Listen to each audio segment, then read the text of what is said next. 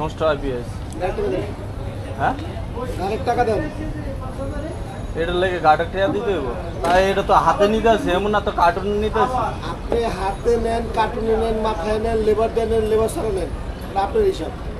Labour দেন, labour charge সহ দিবেন, labour ছাড়া লেবার চার্জ ছাড়া দিবেন, হিসাব সোজা। 70 টাকা দেন। হ্যাঁ 70 টাকা। আপনাকে এই অত্যাচার কবে শেষ?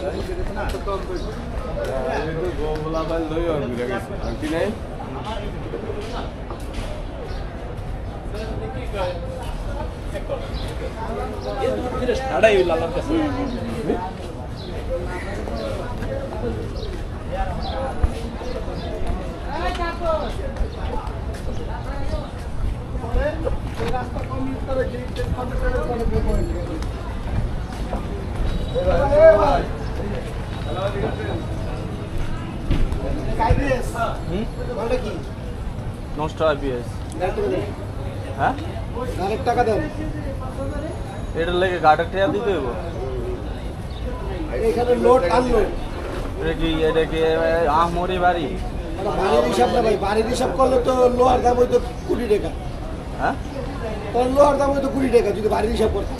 আরে ভাই এটা তো হাতে নিতে আছে, এমন না তো কার্টুন নিতে আছে। আপনি হাতে নেন, কার্টুনে নেন, মাথায় নেন, লেবার দেন, লেবার ছাড়া নেন, আপনার হিসাব। লেবার দেন, লেবার চার্জ সহ দিবেন, লেবার ছাড়া লেবার চার্জ ছাড়া দিবেন, হিসাব সোজা। 70 টাকা দেন। হ্যাঁ 70 টাকা। গেলাম না জামুগা ইর বাস দেয়া 70 টাকা দিতে, এটা দিয়া যদি 70 টাকা দিতে আমি বাস দা জামুগা, এসি বাস দা জামুগা। হ্যাঁ আপনাকে এই অত্যাচার কবে শেষ হবে? আপনাদের এই অত্যাচার শেষ হবে না? এইটার লেগে যদি আমি 70 টাকা দিতে যাই তা আমি এসি বাস দিয়ে যাইতে পারবো না। এটা শুধু একটা আইপিএস, নষ্ট আইপিএস। আমি যদি 70 টাকা দিতে হয় এটা এই ভাড়া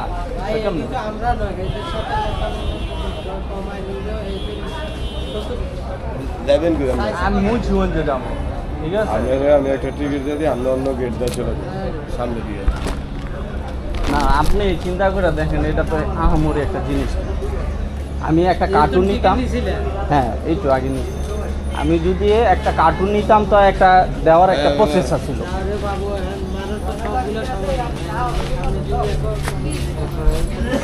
এ হলো আমাদের বাংলাদেশ, ঠিক আছে?